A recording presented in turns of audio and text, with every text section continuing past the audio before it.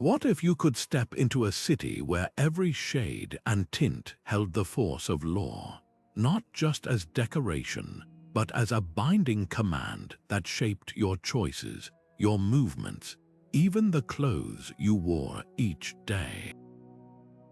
Picture walking through vibrant streets where a red door meant keep out, a blue wall signaled sacred ground, and the colors people wore told you instantly who they were and what rules governed their lives. This wasn't a scene from fantasy, it was real. In the ancient city of Knossos on the island of Crete, over 3,000 years ago, law wasn't locked away in scrolls or recited by elites. It was painted boldly across the city itself, a living, breathing legal system written in a language everyone could read, the universal language of color. This visual legal code transformed daily life into an intuitive experience of order and meaning. Imagine never needing to read a statute or hire a lawyer to understand what was allowed or forbidden. Instead, your eyes did the work. A yellow awning meant you were in a regulated market. A green tile marked clean drinking water. A specific pattern on someone's tunic revealed their profession and legal standing. For the Minone people, this system wasn't just practical, it was profound. It wove together art and authority, beauty and order, creating a society where law felt less like a restriction and more like a natural part of being human. And what's truly astonishing is how relevant this idea remains today, in a world where we still rely on color to guide us, from traffic lights to safety signs, yet rarely stop to consider its deeper power. In this video, we're going to journey back to Bronze Age Crete and explore how one ingenious civilization built an entire legal universe out of color. We'll walk through the painted palaces of Knossos, decode the meanings behind their brilliant hues, and meet the people who lived by this visual code every single day.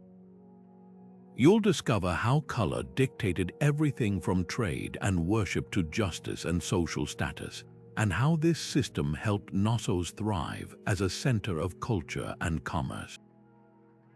But this isn't just a story about the past. It's an invitation to rethink how laws could be designed today, to make them more visible, more intuitive, and more woven into the world around us.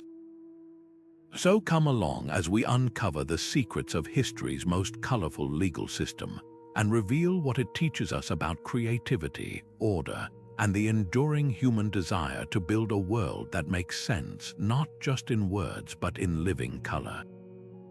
Long before the concept of law as we know it even existed, a remarkable civilization was already laying the groundwork for a system of order that was both beautiful and brilliantly effective. To truly grasp how color could become a legal code, we need to travel back over 3,000 years to the island of Crete, a crossroads of the ancient Mediterranean world. Here, the Minone civilization emerged, not as a gradual development, but as a stunning flash of innovation and sophistication. They were among Europe's very first advanced societies, a people who built vast, intricate palace complexes that were less like royal homes and more like the beating hearts of entire cities. These were not just political centers but hubs of economic activity, religious ceremony, and artistic creation, all swirling together in a vibrant dance of daily life. What set the Minones apart was their incredible mastery of the sea. Their ships sailed across the Mediterranean, connecting them to Egypt, Anatolia, and the Greek mainland, bringing in not only wealth and exotic goods, but also a flood of new ideas and cultural influences. This constant exchange didn't dilute their culture. It supercharged it, fostering an environment ripe for creativity and new ways of thinking. And from this rich soil grew a society that thought in images. For the Minones, visual communication wasn't an afterthought, it was fundamental. In a world where literacy was limited to scribes and priests, the majority of people understood their place in the world through what they could see. Art wasn't something you just looked at in a quiet moment. It was integrated into every wall, every piece of pottery, every piece of jewelry. It was a language in itself, telling stories of gods, of nature, of social hierarchy and community values. This visual-centric mindset reached its absolute peak in their magnificent capital, Knossos. Imagine walking through its streets. You wouldn't see dull, gray stone. Instead, you'd be surrounded by a symphony of color. Brilliant red columns tapered downwards, unlike any others in the ancient world. Walls were alive with frescoes depicting leaping dolphins, elegant court ladies, and powerful bull-leaping athletes. Even the floors were decorated with intricate patterns. Every single shade, every repeated motif was deliberate. A spiral pattern here might signify a sacred space. A specific shade of blue there could indicate a zone under royal protection. The city itself was a living, breathing canvas, and its inhabitants were fluent in its visual language. They didn't need to read a decree to know how to behave. The environment itself guided them. This deep, cultural reliance on visual symbolism was the essential precursor, the fertile ground in which the seed of a color-based legal system could grow and flourish, setting the stage for a form of governance that was intuitive, omnipresent, and impossible to ignore. Now, let's paint a clearer picture of this remarkable system by examining the specific colors that powered it. In the bustling streets and grand palaces of Knossos, hues weren't chosen at random for their beauty alone. Each shade carried a precise legal weight, creating an intuitive code that guided behavior as effectively as any written statute. Think of it as an ancient, city-wide traffic light system, but one that governed nearly every aspect of life. The Minones understood something profound about human psychology. We respond to color instinctively, often before our conscious minds even process why. They harnessed this innate reaction, turning pigments into policy. Take the color red, for instance. In Knossos, red was the color of warning and prohibition, much like the red of a modern stop sign or danger tape. A doorway painted a bold crimson wasn't just a design choice. It was a clear command to keep out, signaling a restricted area, perhaps a royal chamber or a secure storage room holding taxed goods. Red borders on pottery might indicate vessels containing materials under strict trade regulations, while red markings on walls could delineate boundaries where ordinary citizens weren't permitted to pass. This immediate visual cue bypassed the need for guards at every post, creating a self-enforcing barrier that everyone understood intuitively. Then there was blue, a color the Minones associated with the divine and the protected. Achieving a stable blue dye was difficult and expensive in the ancient world, often derived from precious minerals or rare plants, which made it naturally suited for signifying importance and sanctity. In Knossos, blue wasn't just for decoration. It was legal language. Temple walls adorned with deep azure hues marked spaces where special laws applied, areas for oath-taking, meditation, or divine judgment. A blue lintel over a doorway might indicate a home under the protection of the temple, granting it asylum status where even city guards couldn't enter without permission. This use of color created a sacred geography within the city, visually mapping out where different rules of conduct and reverence were in effect. Moving to the marketplace, yellow played a crucial role in regulating commerce. The vibrant yellows derived from saffron or ochre pigments would mark stalls and areas dedicated to specific types of trade. A yellow awning might signal a licensed merchant selling taxed goods, while yellow tiles on the ground could outline the official boundaries of the market where commercial laws applied. Different shades might even denote various categories of goods. a pale yellow for agricultural products subject to harvest regulations, a brighter gold for luxury items with import restrictions. This color coding allowed both locals and foreign traders who didn't speak the language to immediately understand what was being sold and under what conditions, creating a transparent and efficient trading environment. Green, drawn from the abundant local vegetation and earth pigments, governed the agricultural and natural world that sustained Knossos. Green markings on storage jars indicated water or grain reserves that were communally owned or subject to rationing during lean times. Fields with green stone markers at their corners might be designated as protected land, where farming practices were regulated to prevent soil depletion. Public fountains or wells bordered with green tiles signaled that the water was safe for drinking and governed by specific usage rules. In a society where survival depended on careful management of natural resources, green served as a constant visual reminder of the laws that maintained this delicate balance.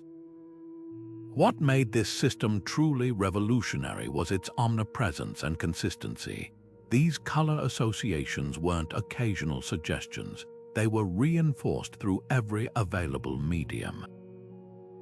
Elaborate frescoes in public spaces depicted scenes where these color codes were in action, showing respected figures obeying the visual laws.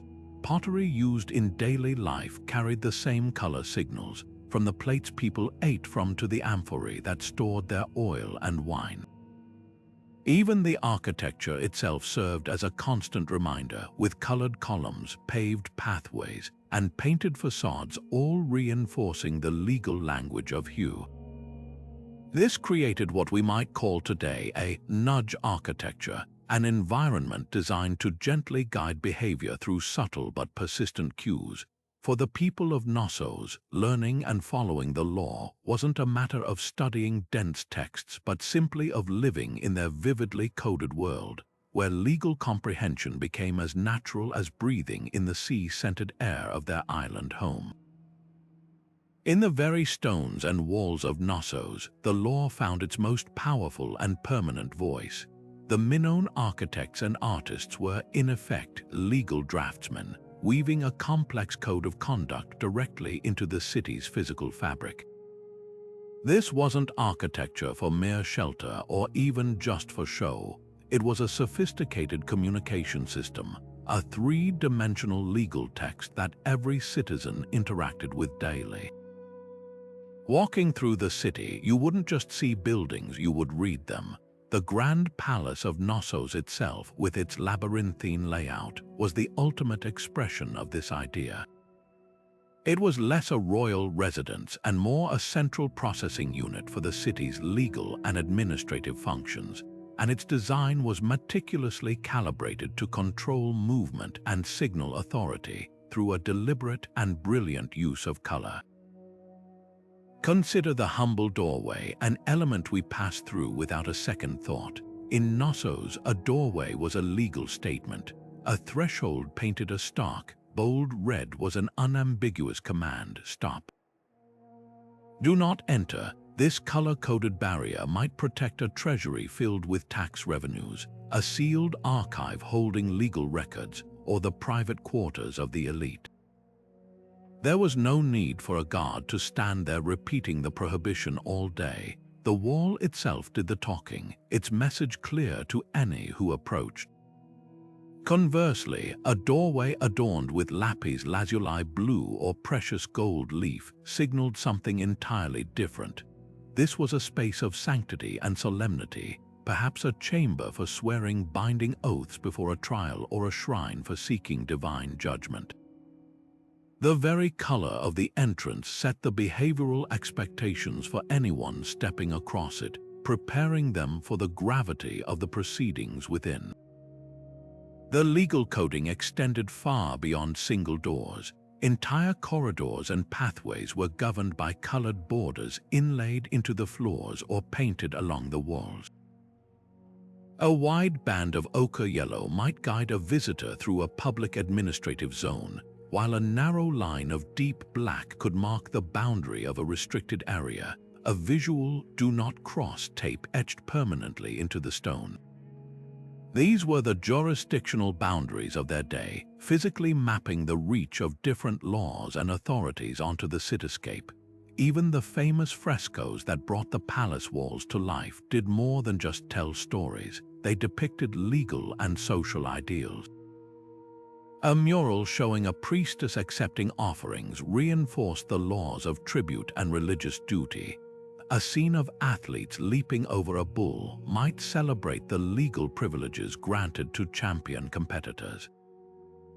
These artworks served as constant visual reminders of the society's values and the behaviors it rewarded. This architectural legal system ensured that the law was never something distant or abstract, locked away in a chamber only scribes could enter.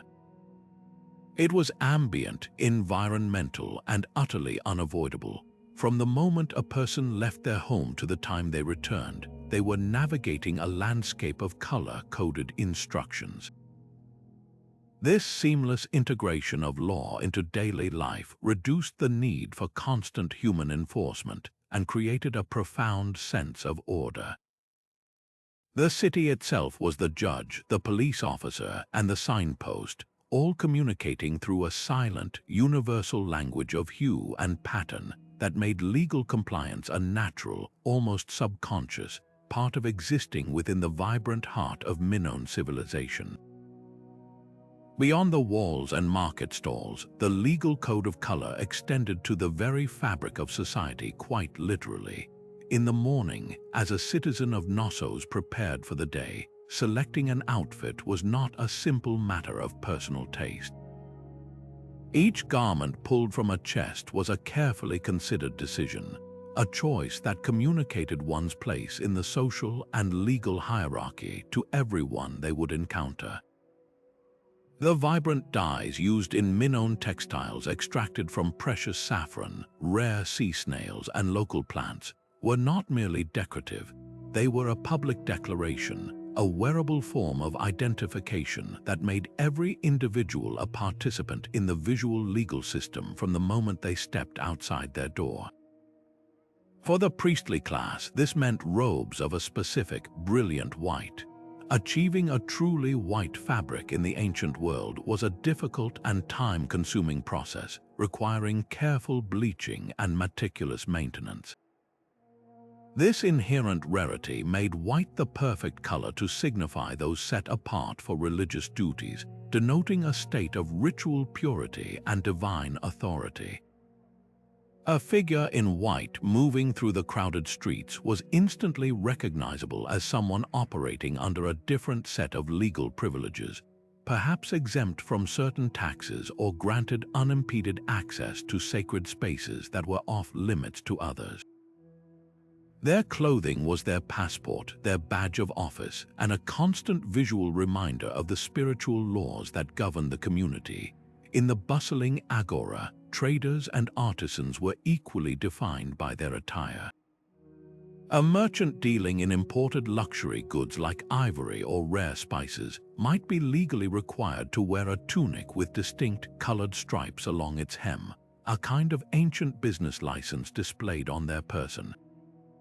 This immediate visual identification allowed market officials to quickly verify who was authorized to sell regulated items, streamlining oversight and building consumer trust. Similarly, a craftsman belonging to a specific guild, perhaps potters or metalworkers, might incorporate the guild's signature color into their sash or headband. This wasn't just about pride, it was a public guarantee of quality, signaling that the individual adhered to the production standards and fair pricing laws set by their association. Their professional reputation was woven directly into their clothing. This system of sartorial coding created a remarkably efficient form of social regulation. There was no need for constant identity checks or the cumbersome carrying of written permits. A guard patrolling the market could assess the legality of an activity at a glance, simply by noting the colors and patterns on a person's tunic. This visual shorthand prevented disputes before they could even begin, fostering an environment of transparency and order. Furthermore, it cultivated a powerful culture of collective compliance. Dressing according to the code was a daily, personal act of affirming one's place within the structured society of Knossos. It turned legal obligation into a social norm, woven into the very threads of community life. Your wardrobe was your responsibility to the law, and in putting on the prescribed colors, you were quite literally wearing your compliance for all to see.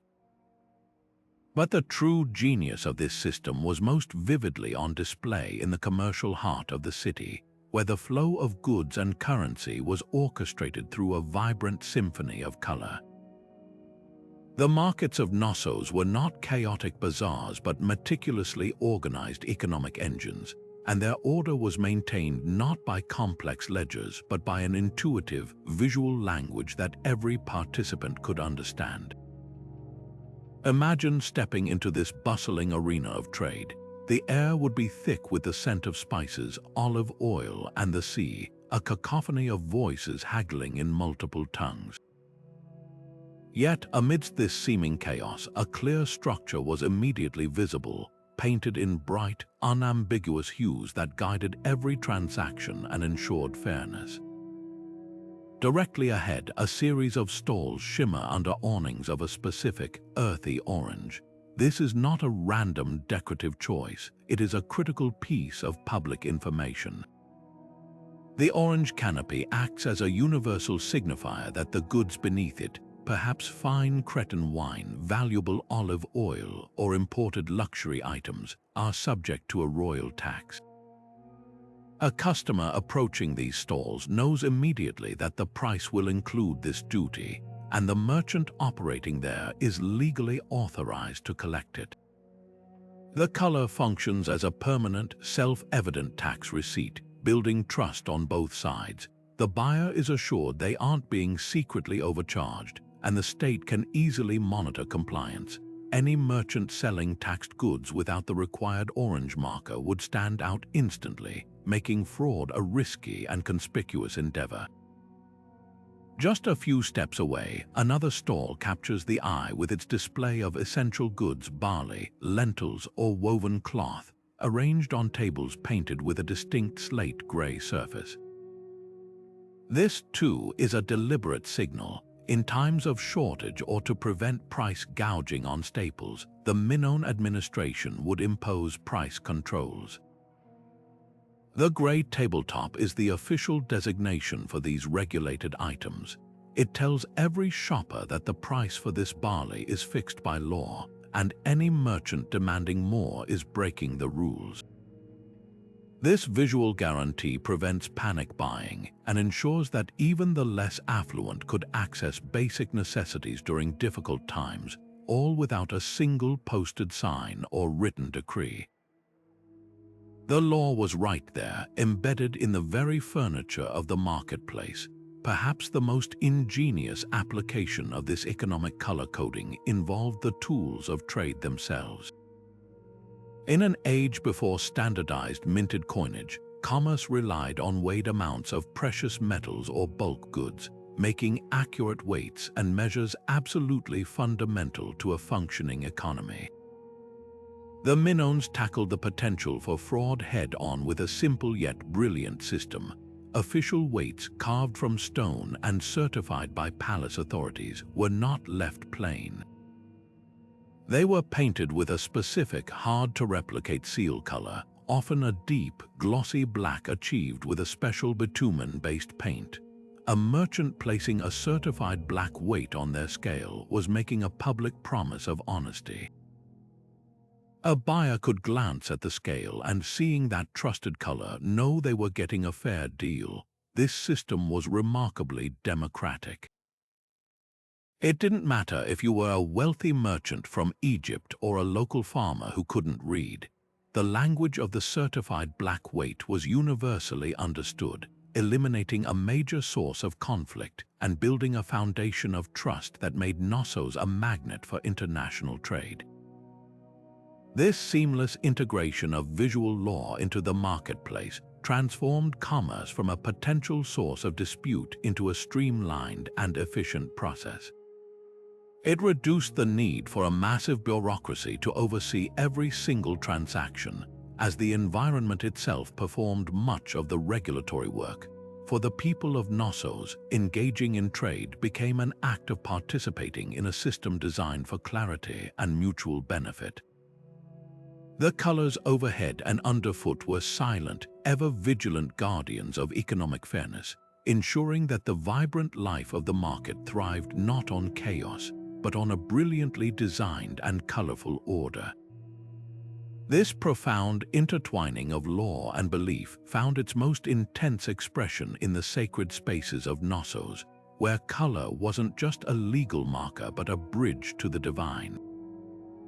In Minone society, the gods were not distant figures to be worshipped on a single day of the week. They were considered active participants in the daily governance and order of the city. As a result, religious law and civic law were one and the same, and the physical spaces dedicated to the divine were governed by the most powerful and unambiguous color codes in the entire city. To cross into a sacred zone was to step into a realm where different rules applied, rules that were believed to be handed down by the deities themselves, making their visual enforcement not just a matter of social order, but of cosmic necessity. The most immediate and awe-inspiring use of this sacred color coding was on the temples and altars themselves. These structures were often bathed in brilliant gold leaf and deep, lapis lazuli blue. Gold, with its incorruptible shine and immense value, was the color of the eternal and the divine, representing the unchanging, perfect order of the gods. To see a temple facade shimmering in the sunlight was to understand visually that this was a place set apart from the mundane world, a point of contact with a higher power whose laws were absolute. Blue, particularly the rare and expensive Egyptian blue pigment, was associated with the heavens, the sea, and the great goddesses who were central to Minone religion. This combination of gold and blue created a visual language of supreme authority. It signaled that the rules within this space were not arbitrary human decrees but were backed by the ultimate power in the universe. A law proclaimed before a blue and gold altar carried a weight that a proclamation in the marketplace simply could not. It was a divine command, and the colors ensured everyone felt that gravity the moment they laid eyes on it. But this system also had a darker, more protective side, designed to safeguard both the faithful and the sanctity of the spaces themselves. Areas within a temple complex that were considered especially potent or dangerous for the uninitiated were often outlined with a stark, ominous black. This could be a band of black paint around a particular chamber entrance or a threshold completely darkened with pigment. Black was the universal sign for taboo and mortal danger. It might mark the inner sanctum where only the high priestess could enter, a crypt holding sacred relics, or a space believed to be used for communicating with chthonic deities of the underworld. This was a clear, non-negotiable warning. To cross a black border was to risk not just legal punishment from the city guards, but divine retribution, a transgression against the gods themselves. The color made the consequence feel immediate and terrifyingly real, a powerful deterrent that required no armed guards to enforce. Participation in the rituals that took place within these color-coded spaces was itself a legally regulated act, visually managed through garments and tokens. A major public ceremony might require all attendees to wear a specific color, often a strip of dyed cloth tied around the arm or a particular colored shawl. This created a visual unity among the participants, but it also served a practical legal purpose. It instantly identified who was authorized to be present. Anyone without the required color token could be swiftly identified and removed for trespassing on sacred ground. For more exclusive rituals, the dress code was even stricter. Priestesses might be required to wear entirely white robes, symbolizing ritual purity, while those making offerings could be told to wear green to symbolize fertility and growth. This sartorial regulation ensured that every person in a sacred space was there for a specific, approved purpose, their role clearly communicated by their appearance. It prevented chaos during emotionally charged ceremonies and maintained the hierarchy and decorum that the Minones believed the gods demanded. This meticulous color coding of the sacred ultimately served a deeper philosophical purpose. It visually reinforced the idea that all law, even the most mundane market regulation, flowed from a divine source. By making religious law so vividly and inescapably present, the rulers of Knossos were making an argument about the nature of authority itself. If the gods' rules were written in brilliant, awe-inspiring color on the walls of their temples, then the king's rules, which used the same visual language on the walls of the palace and the marketplace, must share in that same divine authority. This blending of spiritual and legal symbolism created a powerful cultural consensus. It wasn't that the king made the laws, it was that he interpreted and enforced the laws of the gods for the benefit of the community. To break a law wasn't just to disobey a ruler, it was to disrupt the sacred order of the universe, an act of impiety that could bring misfortune upon the entire city. The colors made this abstract concept tangible, weaving a continuous thread of meaning from the highest temple altar to the lowest market stall, uniting the entire society under a single, visually coherent system of belief and order. When disputes arose or laws were broken, the people of Knossos didn't retreat to dim, silent chambers to seek justice. They entered a space where the very atmosphere was charged with meaning through a deliberate and powerful palette of color. Legal proceedings were transformed into a multi-sensory experience, a carefully orchestrated spectacle designed to leave no doubt about the gravity of the process and the authority of its outcome. The goal was clarity, solemnity, and public understanding, ensuring that every person present, regardless of their status or literacy, could follow the proceedings and comprehend the verdict through a universal visual language. This was justice not whispered behind closed doors, but proclaimed in vivid, unforgettable color for the entire community to witness. At the heart of this judicial theater sat the judges, often a council of elders or appointed officials, and their authority was visually magnified by their surroundings. They didn't simply sit on benches, they were framed by a dramatic backdrop, frequently a deep, imposing red. This was the same warning red used on restricted doorways, and here it served a parallel purpose, to command respect and underscore the immense seriousness of the judgments being rendered. The color created a psychological barrier, emphasizing that the space behind the judges was a zone of ultimate authority from which final, binding decisions emanated. For anyone standing before this crimson wall, the message was clear and visceral. You are in a place of consequence, where words matter and decisions are permanent. This use of color elevated the judges from mere arbiters to living embodiments of the law's power. The act of giving testimony was equally framed by color, designed to impress upon witnesses the sacred nature of truth-telling. A witness might be asked to stand upon a raised platform or a specific marked area on the floor, often a mosaic of cool, calming blue tiles or painted a serene azure. As we've seen, blue was intrinsically linked to the divine and the truthful in Minone culture, associated with the heavens and the unwavering order of the gods.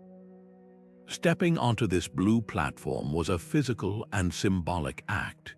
It signaled a transition from being a mere participant to someone entering a covenant of honesty, as if taking an oath under the sky itself. The color served as a constant, silent reminder that their words were now given not just to the human judges, but to a higher power, encouraging candor and discouraging deceit through its powerful psychological and spiritual associations. But the most brilliant and enduring innovation was undoubtedly the system of visual verdicts. At the conclusion of a trial, there were no long, complex legal documents to sign, no statements couched in jargon that only scribes could decipher. Instead, the judgment was delivered in a form that was instantly and universally understood. The presiding judge would hold up two stones, one pure white, polished smooth, and the other a dull, matte black. After a moment of solemn silence, they would dramatically extend one arm, presenting the chosen stone to the defendant and the assembled crowd. A white stone meant innocence, a verdict of purity and absolution that washed away the accusation as clearly as the color itself suggested. A black stone meant guilt, a stain of condemnation that required no further explanation. This method was breathtaking in its efficiency and emotional impact.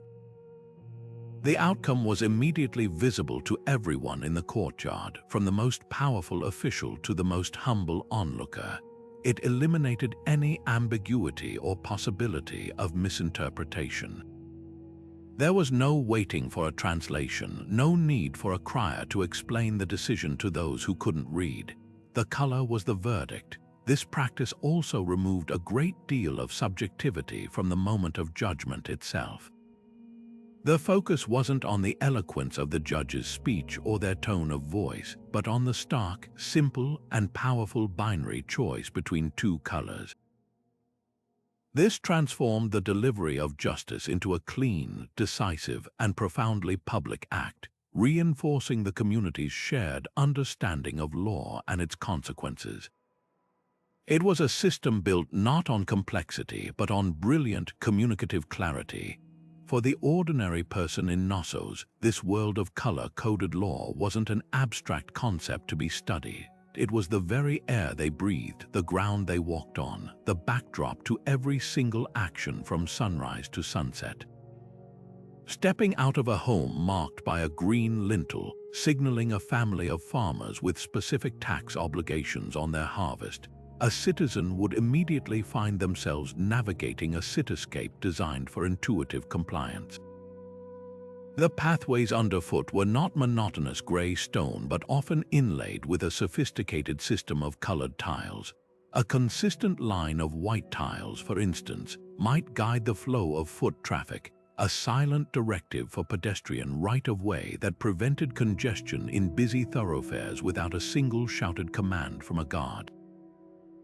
A crossroads might feature a circle of red tiles, a clear visual cue to pause and check for carts or processions before proceeding, an ancient equivalent of a stop sign woven directly into the fabric of the street.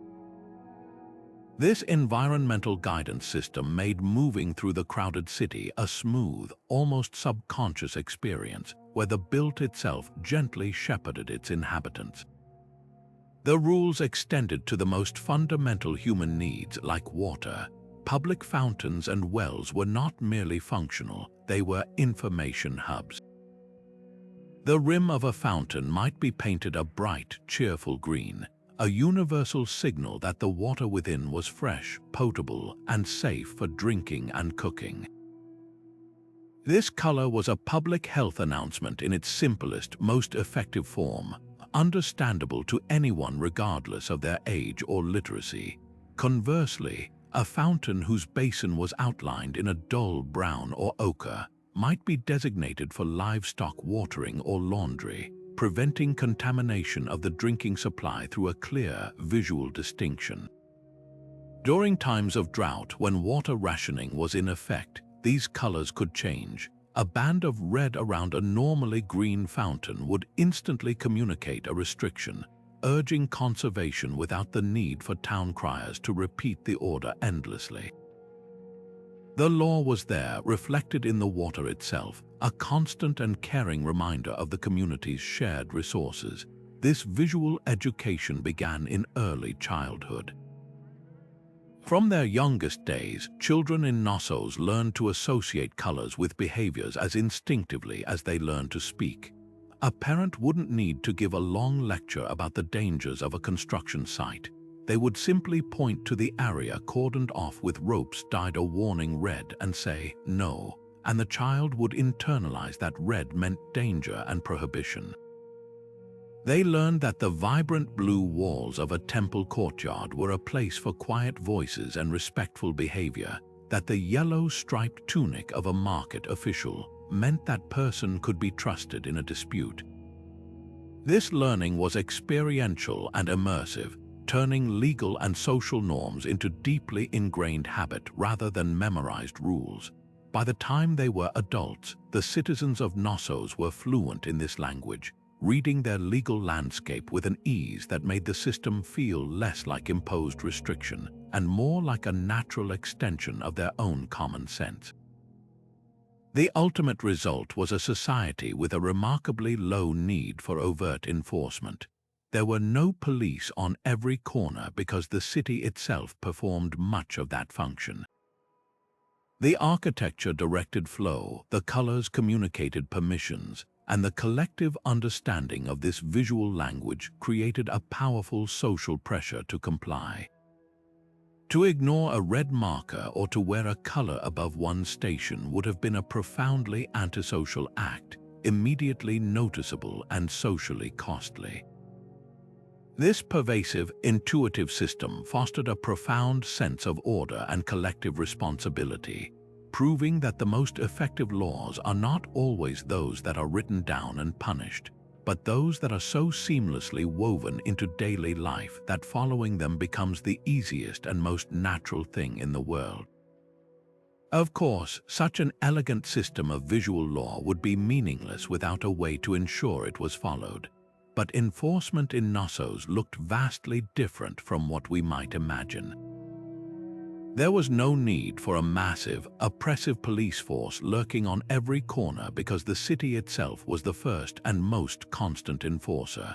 Compliance was woven into the environment, making violation an act that was not only difficult but socially conspicuous. The real genius of their system lay in its blend of appointed authority and a powerful, pervasive culture of collective vigilance, turning every citizen into a guardian of the communal order. The most visible agents of this order were the city guards, but their role was less about brute force and more about interpretation and guidance. These patrolmen were easily identified by their own uniforms, which incorporated the system's color code into their very authority. A guard might wear a tunic with a distinct saffron yellow band across the chest, a color specifically reserved for market regulators. This immediately signaled to everyone in the agora that this individual had the power to inspect weights, settle pricing disputes, and ensure the orange awnings of taxed goods were properly displayed. Another guard stationed near a temple complex might have a cloak clasp made of polished lapis lazuli, marking him as having jurisdiction over sacred blue zones and the authority to challenge anyone not wearing the required ritual color token. Their badges were not just decorations, they were a visual dictionary of their specific duties, allowing citizens to instantly understand which official could help with which issue, streamlining governance and making authority legible and approachable. When a violation did occur, the penalties were designed to be as visually symbolic and instructive as the laws themselves. The goal was rarely simple punishment. It was correction, restitution, and public education. A merchant caught using fraudulent, uncertified weights wouldn't just face a fine. He might be compelled to stand in the market for a full day holding the two weights, the official black one and his own dishonest plain one, while wearing a coarse, undyed tunic. This outfit, a dull, natural gray, was a powerful symbol of being stripped of one's professional standing and commercial trust. The punishment was the public shame itself, a living tableau that served as a stark reminder to everyone else of the cost of deceit.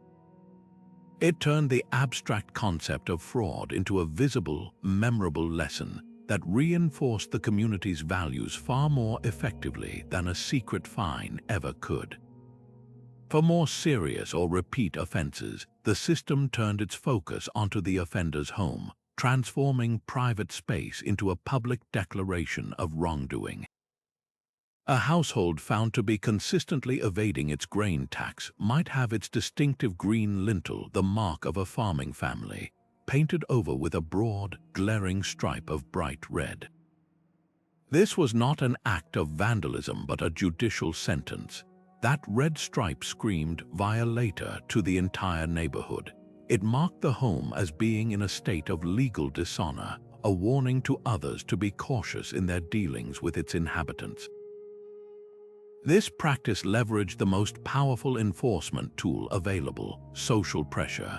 The family living inside would be acutely aware of the judging glances of their neighbors, the whispered conversations that stopped when they approached, and the sudden difficulty in finding trade partners. The desire to restore their good name and have that shameful red stripe removed became a powerful incentive to rectify their behavior and rejoin the community in good standing. This created a fascinating dynamic where the law was not a distant threat from a faceless state, but a living, breathing part of the social fabric. Every citizen had a stake in maintaining the color code because its clarity and fairness benefited everyone. A neighbor might gently remind a friend that the hem of their tunic was fraying and losing its legally required colored thread, helping them avoid an accidental violation. A customer in the market, confident in their understanding of the yellow tile rules, could challenge a merchant attempting to sell price-controlled goods outside the designated zone. This was enforcement as a collective responsibility, a shared project of maintaining the order that made their society function smoothly. It fostered a culture of mutual accountability where respecting the law was synonymous with being a good neighbor, making the vibrant, colorful streets of Knossos not just a marvel of ancient engineering, but a testament to the power of community and shared visual understanding. It's remarkable to consider that we are still living in a world deeply shaped by the very principles the Minones perfected millennia ago. We might not paint our door frames red to mark restricted areas, but we have embraced an entire spectrum of visual commands that govern our behavior with the same instant, wordless efficiency. Think about the simple act of driving a car. You approach an intersection and without conscious thought, your foot moves to the brake pedal at the sight of a red light. That flash of crimson carries the full weight of the law, a modern prohibition as binding as any in ancient Knossos. The amber that precedes it functions as a universal warning to prepare for change, while the green is a clear permission to proceed, a grant of safe passage that is understood across languages and cultures. This isn't just convenience, it's a globalized, high-speed version of the Minone color code, proving that this method of communication is not only enduring but essential for managing complex modern life. This visual language extends far beyond the roadside. Walk into any public building and you are surrounded by a silent symphony of safety instructions written in color. A bright red exit sign over a door is a command and a promise guiding you to safety. A yellow wet floor caution sign creates an immediate zone of heightened awareness. The orange glow of construction barrels reroutes traffic, while the blue signs indicating handicapped access ensure inclusivity is respected. In hospitals, color-coded wristbands convey critical patient information at a glance. A red band might indicate allergies, a yellow one a fall risk, allowing staff to provide safer, faster care. These systems work because they bypass the slow processing of text and tap directly into our instinctual responses, making public spaces safer and more navigable for everyone, regardless of their literacy or native language.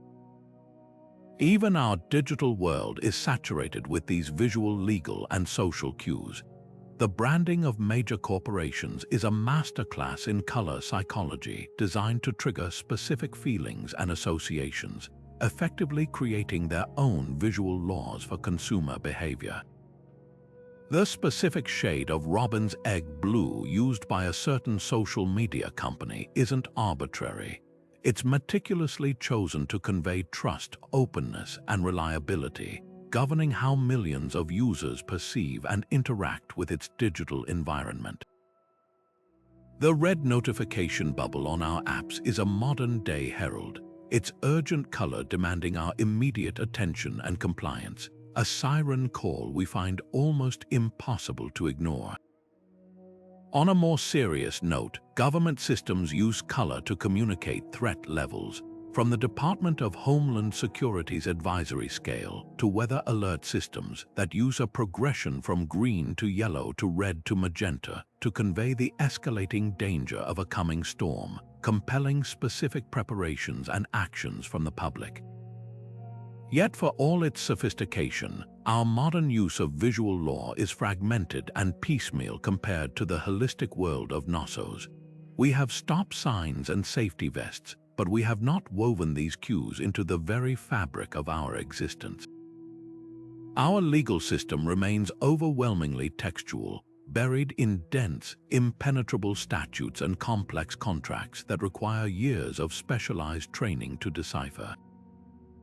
This creates a vast gap between the law and the people it is meant to serve, fostering confusion, intimidation, and a sense that justice is inaccessible.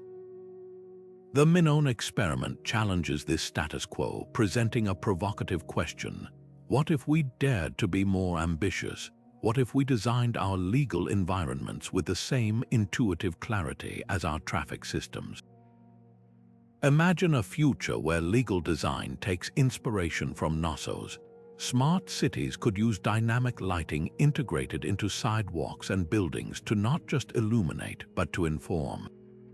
A pathway could gently glow blue to guide people to public legal aid offices or community centers. Building facades might use subtle color shifts to indicate public hearing times or voting locations, making civic participation more visible and inviting. Complex rental agreements or consumer contracts could be redesigned with a standardized color keyed: green for tenant rights, orange for landlord responsibilities, purple for emergency procedures, transforming intimidating documents into navigable guides. This isn't about dumbing down the law. It's about opening it up, using the universal power of visual communication to bridge the gap between legal complexity and human understanding. The legacy of Knossos isn't a dusty archaeological curiosity. It's a vibrant, living invitation to reimagine a world where the law is not a wall of text, but a clear and colorful map designed for everyone to follow. Behind this revolutionary system of visual law stood a remarkable and often overlooked group of individuals, the master artisans of Knossos. We tend to imagine ancient law as the sole domain of stern priests or powerful rulers, but in reality, the legal code was literally painted into existence by a dedicated corps of painters, dyers, weavers, and stonemasons. These were the inadvertent legal draftsmen, the technicians who translated abstract rules into a vibrant, living reality.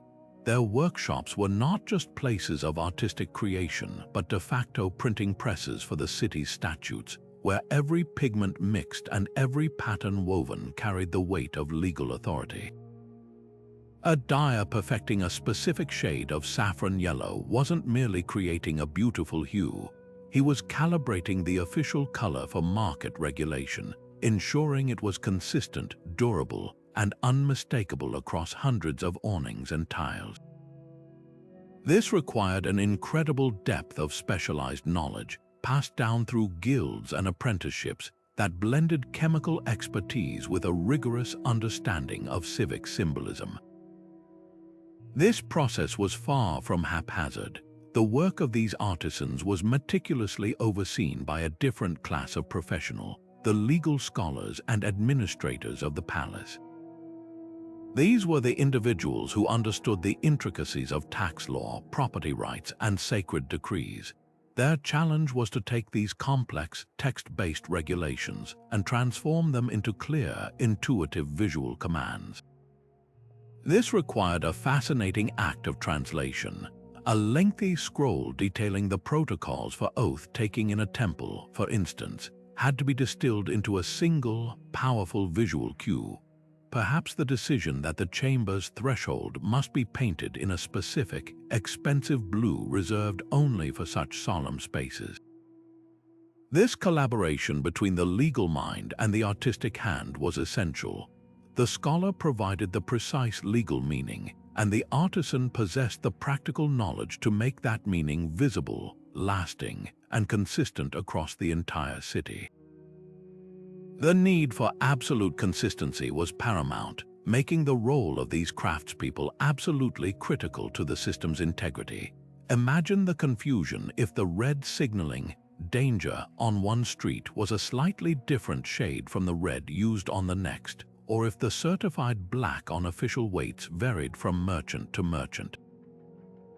To prevent this, the palace likely operated a centralized system of quality control. Master artisans would have created official reference samples, perhaps tiles painted with the approved colors or swatches of correctly dyed fabric, that served as the standard against which all others were measured. These samples were the equivalent of the official state seal, the master copy from which all other copies were made. A painter tasked with marking a restricted doorway would have to ensure his mix of ochre and iron oxide perfectly matched the reference red held in the palace archives. This rigorous standardization turned the entire city into a coherent legal document, where a color in the northern market carried the exact same meaning as the same color in a southern temple, building a universal trust in the system's reliability. This ancient synergy between art and authority offers a powerful lesson for our own time, particularly for the growing modern movement known as legal design.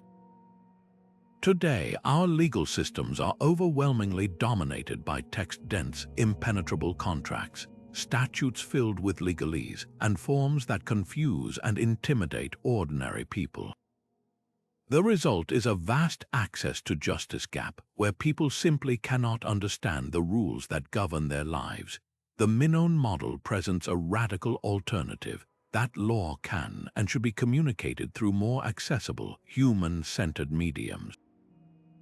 Modern legal designers are now taking up this call, working to simplify documents with clear icons, using color coding to guide people through complex processes, and designing user-friendly digital interfaces for court services. They are, in essence, the modern successors to Knossos' artisan draftsmen, using the principles of design not to decorate, but to clarify and empower. They understand that a well-designed visual cue can often communicate a right or responsibility more effectively than a paragraph of dense text. The collaboration in Knossos reminds us that law doesn't have to be cold, distant, and exclusively textual. It can be warm, intuitive, and integrated seamlessly into the human experience, proving that the most effective authority is often that which speaks to us not just through our minds but through our eyes. This sophisticated system of visual order extended its reach into the most personal aspects of life, governing not just where one could go or what one could trade, but also who one could be, based on the fundamental distinctions of gender. In Minone Knossos, the palette of power was deeply gendered, with specific hues and patterns meticulously assigned to demarcate the social and legal boundaries between men and women. This wasn't merely a matter of fashion or tradition. It was a legally enforced code that used color to create an instantly legible social hierarchy, visually reinforcing prescribed roles and ensuring that every individual moved through the city in a way that affirmed the established order. The clothes you wore and the colors you were permitted to display became a public declaration of your legal and social identity, a constant reminder of the rules that shaped your existence based on your gender. For women of the highest status, such as priestesses or members of the ruling elite, this often meant a requirement to wear specific, legally mandated colors during official public functions. A high priestess presiding over a sacred ceremony might be obligated to appear in robes of a deep, rich purple, a color famously difficult and expensive to produce from the murex snail. This wasn't just a symbol of her wealth, it was a visual command signaling her unique religious authority and her role as an intermediary between the people and the divine. Her purple garments functioned as a kind of living legal document, granting her access to restricted areas of the temple and demanding a specific type of deference from all who encountered her. Conversely, women in other roles faced different color codes. Those involved in public mourning rituals, for instance, might be required to wear somber shades of gray or unbleached wool, a visual signal of their temporary withdrawal from normal social and legal engagements, marking them as being in a state exempt from certain civic duties. Men were equally bound by this chromatic legal framework, particularly concerning the colors associated with power and royalty. While a wealthy merchant might afford luxurious dyes, sumptuary laws, regulations that controlled consumption and reinforced social hierarchy through dress could explicitly prohibit him from wearing the specific shade of crimson red or lapis lazuli blue reserved for the royal family and their immediate court. A common sailor or farmer seen wearing such a color would not just be making a fashion faux pas, he would be committing a legal transgression, a visual act of rebellion that challenged the very structure of power. This prevented the blurring of social lines and ensured that the symbols of political authority remained undiluted and instantly recognizable to everyone in the city. Furthermore, men in certain professions were often required to incorporate specific colors into their attire. A palace guard might have a blue-dyed leather strap on his shield, marking his official jurisdiction, while a scribe could wear a hat with a green feather, signaling his literacy and his role in administering agricultural tax records. This system also created visually segregated spaces within the city, using color to dictate where different genders could go and what they could do. Certain areas of the Grand Palace, like the workshops for state-controlled crafts such as purple dye production or goldsmithing, might be marked with a symbol combining a specific tool and a color, perhaps an orange lozenge indicating that only men were permitted to work there. Conversely, spaces dedicated to textile production, a domain often associated with women, could be marked with a spindle symbol in a particular shade of yellow, creating a zone of female economic activity governed by its own set of rules and overseers. Even in the central courts where the famous bull-leaping rituals took place, the seating might have been organized by colored cushions, certain sections for men of military age, others for married women, and distinct areas for unmarried girls, visually organizing the community according to gender and life stage for both ritual and social purposes. While this color-coded system undoubtedly created a striking and orderly visual landscape, it also served to rigidly enforce and perpetuate social inequalities. The law, though beautifully visual, was not blind. It actively worked to maintain a hierarchy where gender determined one's opportunities, movements, and social value. A woman's legal identity was often literally painted onto her body, limiting her ability to move outside her assigned role. A man's ambitions could be visually curtailed by the colors he was forbidden to wear, a constant reminder of his place in the social order. This aspect of Gnososian law reveals the double-edged sword of such an efficient system. The very tools that created remarkable clarity and social cohesion, the universal language of color, could also be wielded to create and maintain boundaries of exclusion and control, proving that even the most innovative legal frameworks can be used to codify and enforce the biases of their time. While the visual legal code of Knossos undoubtedly created an orderly society, Its most profound and far-reaching impact was arguably on the economy, transforming the city into a powerhouse of Mediterranean trade. This wasn't a system of mere control. It was a brilliant economic innovation that turned the chaos of the ancient marketplace into a model of efficiency and trust. By encoding complex trade regulations into a universal visual language, the Minones didn't just manage their local economy. They supercharged it, creating an environment so transparent and reliable that merchants from distant lands were drawn to its shores, confident they could trade fairly and effectively even if they didn't speak a single word of the local tongue. The vibrant hues that adorned the city were, in essence, the first international standards, a silent commercial treaty written in color that everyone could understand. Consider the immense challenge of ancient international trade. A merchant vessel from Egypt or Anatolia would arrive in the harbor of Knossos, its hold filled with valuable cargo like ivory, precious metals, or exotic spices. The captain and crew likely had no knowledge of the local language or the intricate web of Minone commercial law. In another port, this would create a nightmare of confusion, requiring a small army of translators, scribes, and officials to mediate every single transaction, a process fraught with misunderstandings, deliberate deceit, and lengthy delays that ate into profits. But in Knossos, that captain simply had to step into the market and look around. The organization was immediately visible.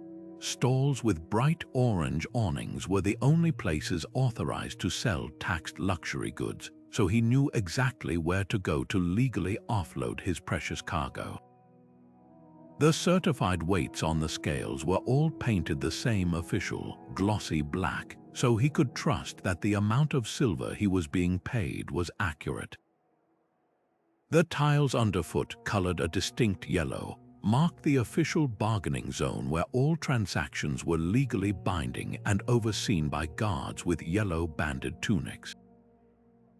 This visual clarity slashed what economists call transaction costs, the hidden expenses of doing business, like the time spent finding a trustworthy partner, the risk of fraud, and the cost of enforcement.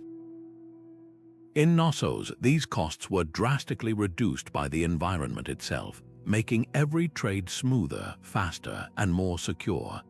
This efficiency didn't just protect foreign merchants, it created a powerful virtuous cycle that fueled Knossos' rise as a premier trade hub.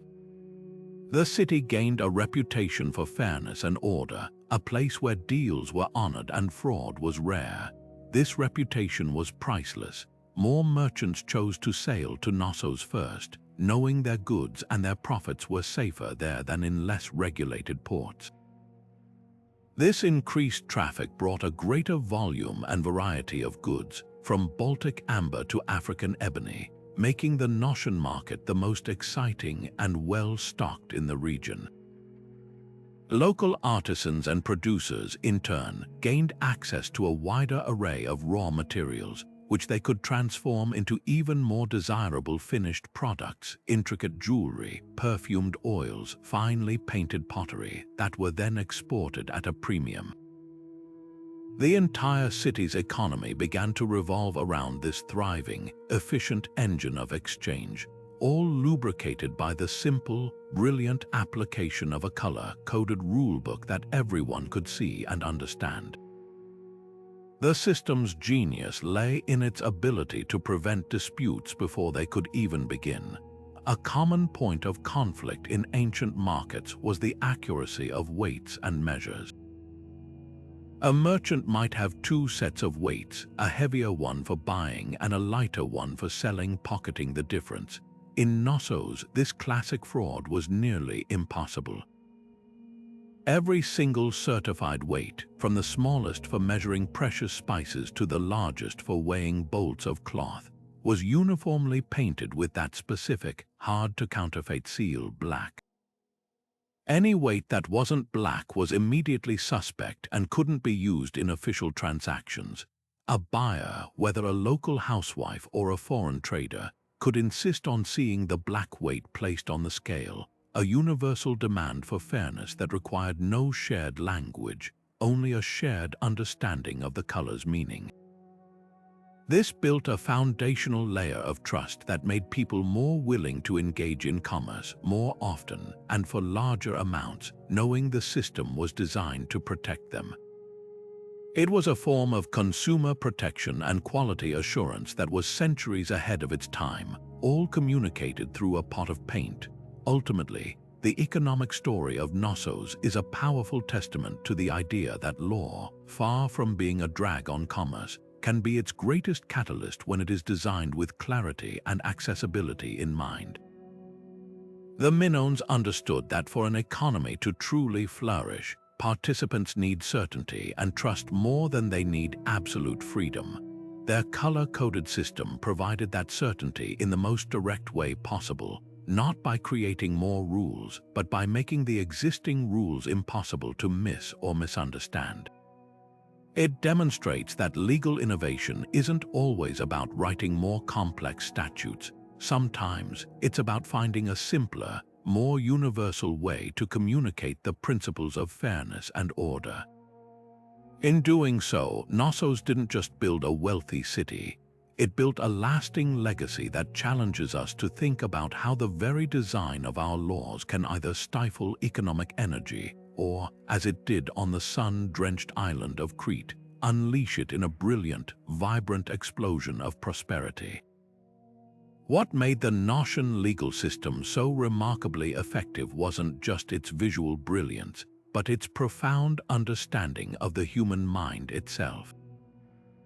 The Minones, whether through deliberate study or incredible intuition, had tapped into a fundamental truth of human psychology. Our brains are hardwired to respond to color on a deep, pre-linguistic level, long before our conscious thoughts even have a chance to process the information. This isn't a cultural quirk, it's biology. When light enters our eyes, it doesn't just go to the visual cortex for processing. It triggers immediate responses in the limbic system, the ancient part of our brain that governs emotion, instinct, and survival. The Minones didn't just paint laws on walls, they encoded commands directly into the human nervous system, creating a form of compliance that felt less like obedience and more like a natural, almost automatic reaction to the world around them. Consider the color red, the system's universal signal for danger and prohibition. Its power isn't arbitrary. In the natural world that shaped our earliest ancestors, red is the color of blood, of fire, of ripe fruit that may be poisonous. It's a primal alert system that screams, "Pay attention, potential threat." The Minones harnessed this deep-seated biological alarm bell. A doorway painted a stark, bold red didn't need a sign that said, "Keep out." It triggered a subtle, instinctive flinch, a heightened state of awareness that made crossing that threshold feel inherently wrong and unsafe. This wasn't about understanding a rule, it was about feeling it in your gut. The law bypassed the need for complex reasoning and tapped directly into a survival instinct, making compliance the path of least resistance.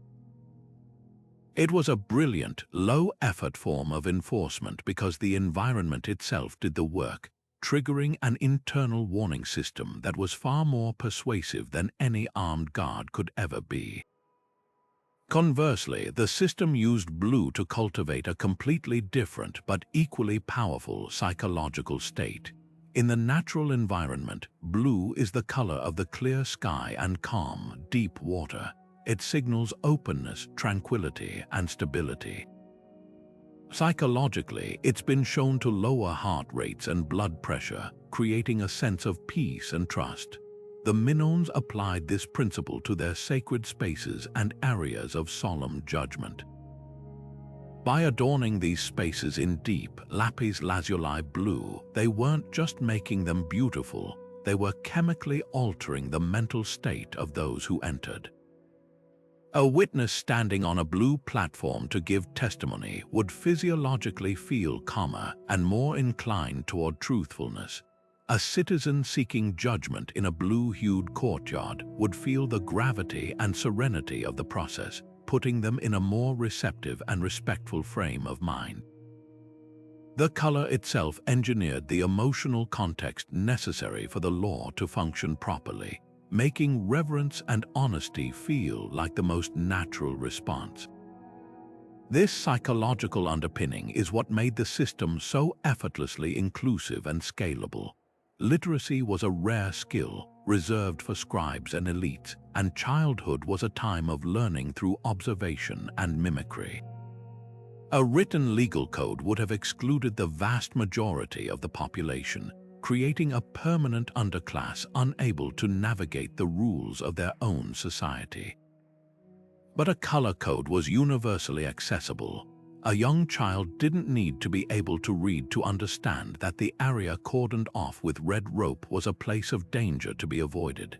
They learned it the same way they learned not to touch a hot surface, through immediate, visceral feedback.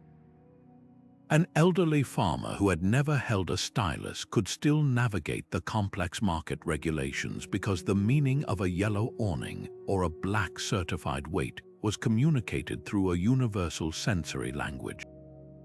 This eliminated the enormous social cost of legal ignorance and created a society where understanding your rights and responsibilities was an innate part of being a citizen, not a privilege of education or class. The ultimate psychological masterstroke was the way this system reduced cognitive load and decision fatigue for everyone. Modern life is exhausting partly because we are constantly processing a barrage of complex information and making countless micro-decisions. The Gnossian system simplified this dramatically. The environment was designed to guide behavior effortlessly. You didn't have to stop and ponder, am I allowed to enter this building? Or is this merchant trustworthy? Or is this water safe to drink? The answers were immediately available in a format your brain could process in a millisecond. This constant, low-level guidance freed up mental energy for other pursuits, reducing everyday stress and friction. It created what psychologists call a nudge architecture, an environment where the easiest choice is also the correct legal choice. This is the profound lesson Knossos offers to modern policymakers buried under mountains of legalese and enforcement problems. The most effective laws aren't necessarily those with the harshest penalties, but those that are designed to be intuitively understood and effortlessly followed, woven into the fabric of daily life in a way that aligns with how our minds actually work, not how we wish they would. For centuries, the vibrant legal world of Knossos existed only in the realm of legend and faint historical whispers, a tantalizing idea that seemed almost too ingenious to be true. The grand claims of a color-coded legal system could have easily been dismissed as romantic exaggeration, a fanciful story spun from the threads of ancient myth. That is, until the archaeologists arrived. With trowel and brush, they began the patient work of unearthing the truth, and what they discovered in the sun-baked soil of Crete was nothing short of a revolution in our understanding of ancient law. The evidence they uncovered didn't just support the stories, it painted a picture far more detailed and deliberate than anyone could have imagined, transforming a captivating theory into a concrete, tangible reality. The most dramatic revelations came from the painstaking reconstruction of the palace's magnificent frescoes. These weren't merely decorative artworks depicting dolphins and courtly processions. They were narrative illustrations of the legal system in action. One famous fresco, for instance, shows a crowd scene outside what appears to be a tribunal. The figures are not arranged randomly. Their clothing is a key to their status. The central judge-like figure is draped in a robe of a specific, sharp white, a color we now know denoted ultimate authority and ritual purity. Surrounding him are individuals wearing tunics with distinct colored bands, a saffron yellow stripe for a market official, a deep blue hem for a religious attendant. In the background, a doorway is clearly painted a bold, warning red, visually excluding the general populace from the proceedings within. This single artwork acts as a detailed infographic, a frozen moment in time that shows us exactly how color functioned to organize people, signify roles, and demarcate legal space. It's a snapshot of the system at work, proving that these color associations were not a hidden code but a public, performative part of daily governance. Beyond the walls, the evidence continued to pile up, fragment by colorful fragment. Among the ruins, archaeologists have recovered thousands of pieces of pottery, and many of these sherds tell a fascinating story of economic regulation. Large storage jars, known as pithoi, have been found with their handles or rims painted in specific, recurring colors. A jar with a red painted rim might have been part of a state-controlled storage system for taxed olive oil, its color acting as an official seal. Another, with a green band, could signify it was destined for a public distribution of grain during a famine, its contents governed by rationing laws. Even everyday drinking cups sometimes bear small, painted marks, a dab of yellow near the base, perhaps indicating it was produced by a licensed workshop that met specific quality standards.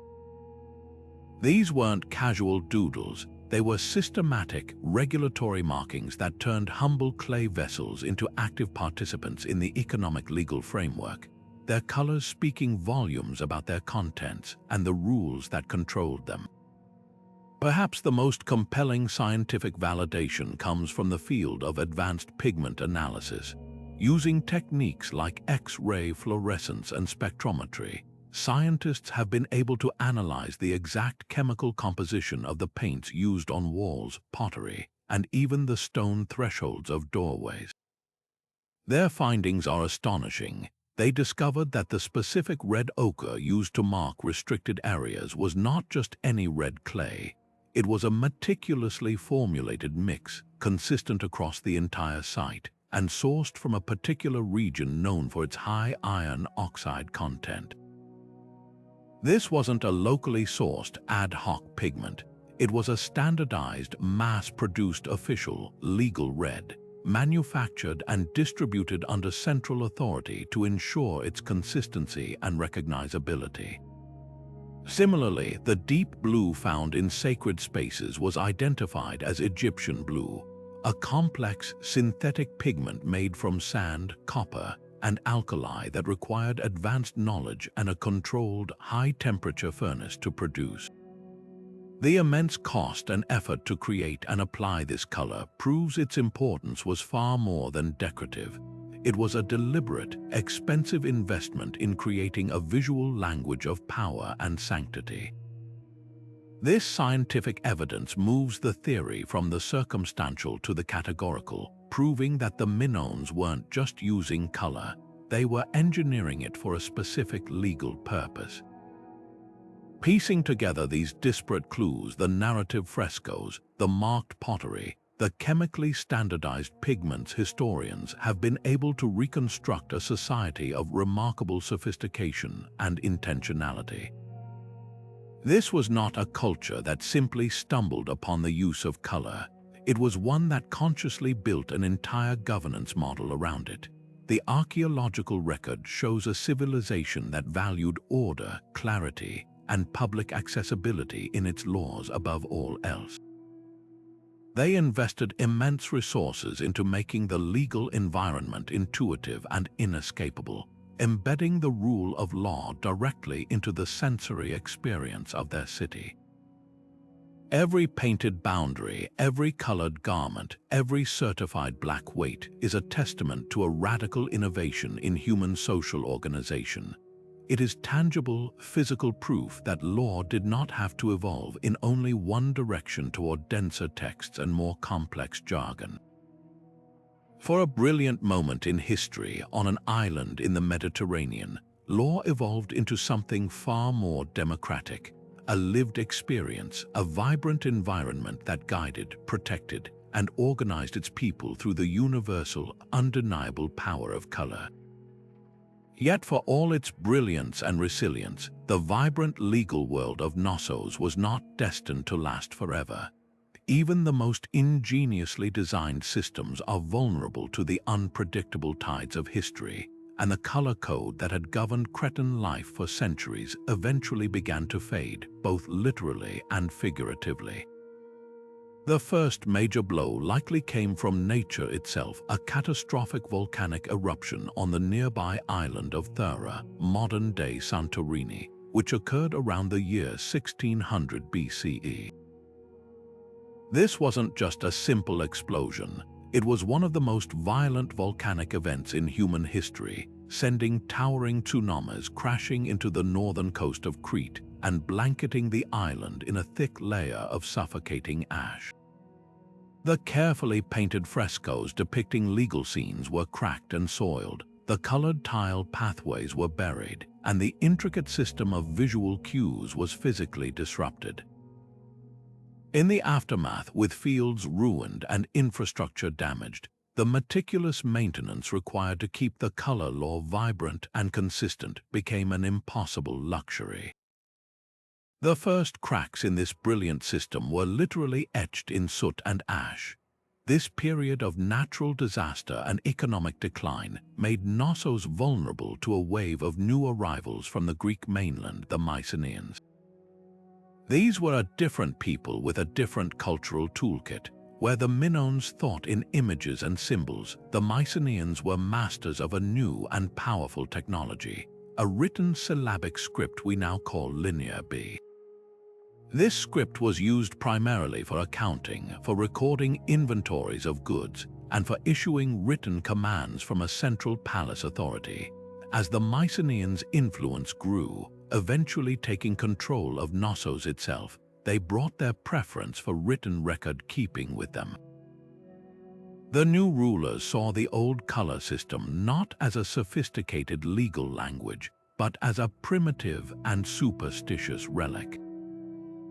Why trust a confusing patchwork of colored doors and painted walls when you could have a clay tablet that clearly stated, in permanent written symbols, exactly how much tax was owed or what the penalty for theft would be?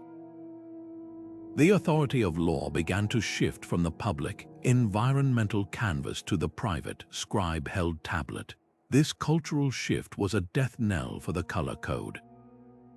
The knowledge of what each hue and pattern meant had always been a living tradition, passed down from master dyers to apprentices, from palace architects to their successors, and from parents to children through daily practice. But as the new written legal codes took precedence, this knowledge was no longer valued or taught. A generation grew up that might still see a red doorway and feel a subconscious twinge of caution, but they could no longer articulate the specific law it represented. The meaning behind the colors became blurred, then forgotten, fading from collective memory like a fresco exposed to the sun. The system lost its coherence, a once universal language fractured into disconnected dialects and then into meaningless noise. The walls still spoke, but there was no one left who could understand them. The downfall of Knossos' visual law is a powerful reminder that no legal system, no matter how innovative, exists in a vacuum. Its survival depends entirely on the culture that created it and sustains it. It requires stability, continuity, and a shared commitment to its underlying principles. When that culture is shattered by invasion or disaster, or when it simply evolves new priorities and technologies, even the most perfect system can crumble into obscurity. Yet, like a vibrant pigment staining the earth long after the pot has broken, the legacy of this system did not completely vanish. The fundamental idea that color and symbol could carry legal weight seeped into the consciousness of the ancient world, influencing the heraldic traditions of medieval Europe, where coats of arms, visual designs on shields, were legally binding declarations of identity and right, and inspiring the use of colored seals and wax stamps to authenticate documents and decrees for centuries to come. The enduring legacy of Knossos challenges us to reimagine the very form and function of law in our own society, pushing modern legal design toward principles of radical simplicity and intuitive access. We live in an age drowning in text, a sea of impenetrable statutes, bewildering terms of service agreements, and complex bureaucratic forms that alienate and confuse the very people laws are meant to serve. This creates what experts call a massive access to justice gap, where individuals simply cannot navigate the rules governing their lives. The Minone model presents a provocative alternative. What if we stopped trying to force everyone to become a part-time lawyer and instead started designing legal systems that meet people where they are, using a universal language of symbols, colors, and intuitive design that is immediately understandable? This isn't about dumbing down the law, it's about opening it up, transforming it from a barrier into a guide. Imagine the possibilities within our own urban landscapes, taking inspiration from Knossos' architectural coding. Our modern smart cities already use sensors and data. The next step is to use that technology to make the law visible and interactive. Picture pedestrian crosswalks that don't just have a static walk signal, but use embedded LED lights to dynamically create a wide, pulsating green pathway when it's safe to cross, and a solid, unmistakable red barrier on the ground when it's not. This would make the rule utterly unambiguous, especially for children, the elderly, or those distracted by their phones. Building facades in a civic district could be subtly illuminated with a soft blue glow after business hours, visually signaling that public legal aid kiosks or government service centers are closed, while a warm yellow light from a window might indicate a neighborhood council meeting is in session and open to all. This environmental guidance system would weave legal awareness directly into the daily experience of the city, making civic engagement more accessible and the law itself more legible. Beyond the cityscape, the principles of Knossos could revolutionize how we handle some of the most intimidating documents in modern life. Consider the standard rental lease, a dense, jargon-filled contract that tenants often sign without fully understanding their rights and responsibilities. Now, imagine a redesigned version that uses a simple, standardized color key and icon system. A green section could clearly outline tenant rights and protections. An orange box could highlight landlord responsibilities like maintenance timelines, and a purple border could emphasize critical emergency procedures and contact information. A simple icon of a dripping faucet next to a paragraph about reporting leaks is far more intuitive than a block of text labeled Covenant of Habitability. This visual restructuring doesn't remove the detailed legal language. It simply provides a clear, navigable map to it, empowering individuals to understand their agreements at a glance and know where to look for specifics. This shift toward visual law is already beginning in pockets of innovation around the globe. The consumer rights movement has embraced symbols like the Creative Commons licenses, which use simple, intuitive icons to show exactly how a piece of digital content can be shared or reused, bypassing pages of legal technicalities. In some countries, nutritional labels on food packaging now use a traffic light system: red for high sugar, amber for medium, green for low, to instantly communicate public health information and help people make informed choices in line with dietary guidelines. These are modern examples of Gnossian thinking, using universal visual cues to make complex regulations immediately accessible to everyone, regardless of their education or literacy level. They prove that when law is designed with the user in mind, compliance ceases to be a chore and becomes a natural, even effortless, part of navigating daily life. The lesson from Knossos is ultimately one of empathy and intentionality in design. It asks a fundamental question of our lawmakers, technologists, and urban planners. Who are we designing for? Are we designing for the legal experts who write the statutes, or for the people who must live under them? By embracing visual, intuitive, and environmental design, we can bridge the chasm between the law on the books and the law as it is lived and experienced. We can create a legal environment that feels less like a labyrinth of traps and more like a well-signed path, guiding us toward not only greater compliance but also a deeper, more engaged relationship with the rules that shape our shared world. Now, as captivating as this system truly was, it's crucial that we step back from the canvas for a moment and separate the brilliant, evidence-based reality from the shimmering layers of myth that have accumulated over centuries of fascination. The story of Knossos' color law is so visually stunning and intellectually appealing that it has become a magnet for exaggeration, with some modern retellings transforming it into a kind of ancient chromatic fantasy, and where every single human action was governed by a corresponding hue.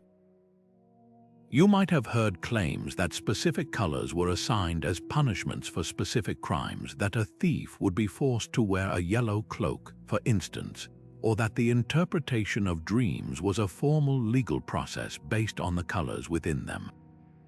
While these ideas are wonderfully dramatic, the archaeological and historical record paints a far more pragmatic and in many ways more impressive picture of what this system actually was. The reality is that the Minones were not mystical symbolists obsessed with color magic. They were practical, ingenious administrators running a complex Bronze Age state. Their primary concerns were the same as any successful government: maintaining public order, facilitating smooth and fair commerce, collecting taxes efficiently, and upholding social and religious hierarchies. The color code was a brilliantly designed tool to achieve these practical ends, not an esoteric art project. The evidence shows its application was focused and functional. It was used precisely where visual communication offered the greatest advantage over spoken or written commands: in regulating the flow of people through spaces, in standardizing trade in bustling, multilingual markets, and in marking the boundaries of the sacred. It was a system for the busy public sphere, not for governing every minute detail of private life or for engaging in supernatural divination. This distinction is vital because it allows us to appreciate the true genius of the Minone achievement without dressing it in the robes of fantasy. Their innovation wasn't that they created a magical world, but that they solved real-world problems with a solution that was both elegant and astonishingly advanced. For example, there is no solid evidence for a formalized system of color-coded shame punishments. While it's plausible that a notorious offender might have been socially marked in some way, the idea of a strict, codified palette of penalties is a romantic projection. The system's power lay in its positive guidance and its creation of a trusted environment, not in a theatrical spectacle of punishment. Similarly, the notion that priests interpreted the legal significance of colors in dreams is a fascinating idea, but it belongs more to the realm of speculative fiction than to historical fact. The Minones were undoubtedly a spiritual people, but they channeled that spirituality into the organized public practice of religion, which they did regulate with color, as we've seen in their sacred spaces. By clearing away these modern myths, we can see the authentic marvel with greater clarity. We see a civilization that made a conscious, collective investment in clarity and accessibility. They allocated scarce resources, expensive pigments, skilled labor, and administrative oversight to ensure that the law was not a hidden text but a shared public utility. This was a profound commitment to social cohesion.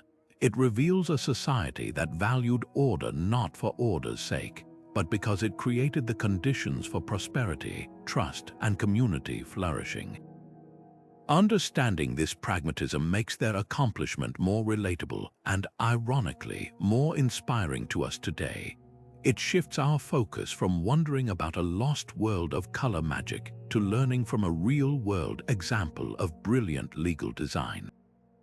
We stop asking, what if, and start asking, how can we, in our own complex societies, borrow this ancient wisdom to make our own laws more intuitive, more accessible, and more seamlessly integrated into the daily lives of the people they are meant to serve. While the Minone system stands as a breathtakingly holistic achievement, they were far from the only ancient civilization to grasp the profound power of visual communication in maintaining order. Across the Mediterranean and beyond, we find fascinating echoes of this same principle, though often applied in more targeted, specific ways. The mighty Egyptians, masters of monumentality and symbolism, were particularly adept at using color for legal and protective purposes, especially concerning the sacred space of the tomb. The walls of pharaonic burial chambers were not merely decorated with scenes of the afterlife. They were covered in a sophisticated visual legal code designed to protect the deceased for eternity. Vivid hieroglyphs and paintings served as eternal contracts, detailing the funerary rites performed and the offerings guaranteed to the ka, or spirit, of the departed. More strikingly, these tombs often featured so-called execration texts and terrifying images of deities like the jackal-headed Anubis, painted in ominous blacks and deep reds. These were not artistic choices but deliberate legal warnings, functioning as divine restraining orders against any potential tomb robbers. The message was clear and terrifying. To break in and desecrate this space was not just a crime against the state, but a transgression against the gods themselves, inviting cosmic punishment. This was visual law of the most potent kind, leveraging the fear of divine retribution to enforce a physical law. Similarly, the highly organized Roman Empire, though famous for its extensive written legal codes like the 12 Tables, understood perfectly that a vast, multilingual army couldn't be managed by scroll alone. Their solution was the brilliant, color-coded system of military standards. Each legion's standard, or aquila, was a visual anchor of unit identity and a sacred object, but the system went much deeper. The colors of plumes on a centurion's helmet, the specific design and hue of a shield's emblem, and the colored pennants on cavalry lances all conveyed critical information instantly on the chaotic battlefield. A red flag raised by a general could signal the order to engage, while a white one might call for a parley. These visual commands cut through the din of combat, allowing for coordinated maneuvers that would be impossible with shouted orders. Beyond the battlefield, Romans used color in public life to denote status and authority. The broad purple stripe on a senator's toga was a walking declaration of his high rank and legal privileges, a sartorial law that everyone was expected to recognize and respect. Yet, for all its effectiveness, the Roman system was primarily a tool for military command and social hierarchy. It wasn't woven into the daily civilian life of every citizen in the way it was in Knossos. When we place these examples side by side, a compelling pattern emerges: a universal human inclination to use visual symbols to create order where words might fail. The Egyptians used it to protect the sacred, the Romans to command armies and display status, and many other cultures developed their own variants. What truly sets the Minones of Knossos apart, however, is the breathtaking comprehensiveness of their vision. They didn't just apply visual law to one area like burial or warfare, they engineered an entire society around it. Their color code governed everything simultaneously: commerce in the market, worship in the temples, movement in the streets, justice in the courts, and status in the home. It was a single, unified language applied across every facet of public and private life, creating a seamless experience of legal and social order. This was a qualitative leap in conceptual thinking. Where others used visuals as specific tools for specific jobs, the Minones saw them as the foundational operating system for their entire civilization. This comparison doesn't diminish the accomplishments of Egypt or Rome. Rather, it throws the radical, holistic creativity of Knossos into sharp relief, showing us a society that dared to imagine law not as a separate entity to be learned, but as an environment to be lived in. This seamless integration of law into daily life for all its benefits forces us to confront a deeply unsettling question. At what point does intuitive guidance become insidious control? The very brilliance of Knossos' system, its ability to make compliance feel natural and effortless, also represents its most profound ethical vulnerability. By embedding legal commands directly into the environment and onto the body, the state wasn't just making the law accessible.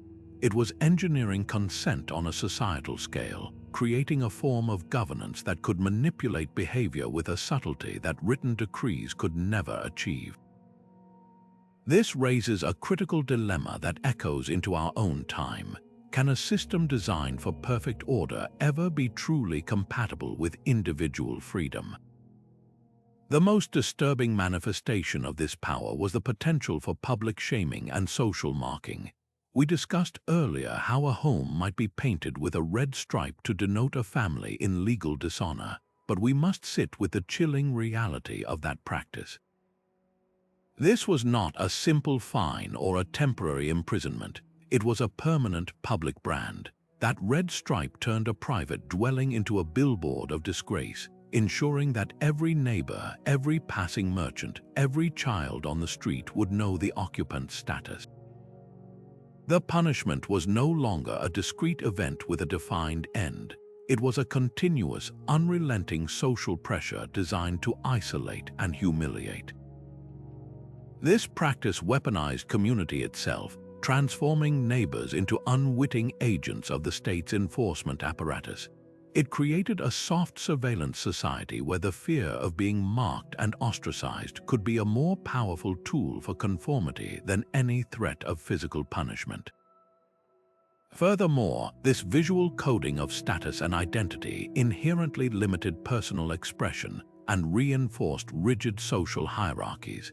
In a society where your tunic's color legally defined your profession and social standing, there was little room for individual reinvention or social mobility. A talented potter's son was a potter. His fate literally died into the fabric of his clothing. A merchant, no matter how wealthy, could never visually aspire to the status symbolized by the royal crimson. The system acted as a powerful social stabilizer, but that stability came at the cost of freezing people in their assigned places. It curtailed the human desire for self-definition and made the social order visually inescapable, a constant, colorful reminder of one's predetermined role in the hierarchy. The law, in this sense, wasn't just regulating action, it was prescribing identity. This dark undercurrent challenges the romantic notion of Knossos as a purely enlightened utopia. It forces us to acknowledge that the same tool, our universal visual language, can be used to liberate or to oppress. The color that helps an illiterate farmer understand market regulations can also be used to mark him as an outcast. The hue that guides a citizen to safe drinking water can also be used to deny him entry to certain spaces based on his birth. The efficiency of the system was a double-edged sword. It could ensure fair trade with one hand while enforcing social stratification with the other. This inherent ambiguity is the central ethical lesson of Knossos. Any tool of social organization, no matter how beautifully designed, carries within it the potential for misuse. The quest for perfect order, if left unchecked by a commitment to individual dignity, can easily slide into the mechanics of control. This ancient dilemma is not confined to the dust of history. it is magnified 1,000-fold in our modern world. Today, we are building our own digital versions of the Notion color code, often with even less scrutiny. Consider a social credit system that uses a simple color rating green for good standing, red for restrictions, to govern access to loans, travel, and housing. The principle is identical to the Minone system, a simple, intuitive visual cue that conveys complex legal and social status. Yet, in the wrong hands, it becomes a tool for unprecedented social control. Or think of the digital interfaces that shape our behavior, the red notification bubble that triggers a compulsive response, the algorithmically curated feed that uses color and imagery to manipulate our attention, and by extension, our purchases and political views. These are our era's painted walls and colored tunics, designed not by a central palace but by corporate entities, often with profit, not public good, as their primary motive.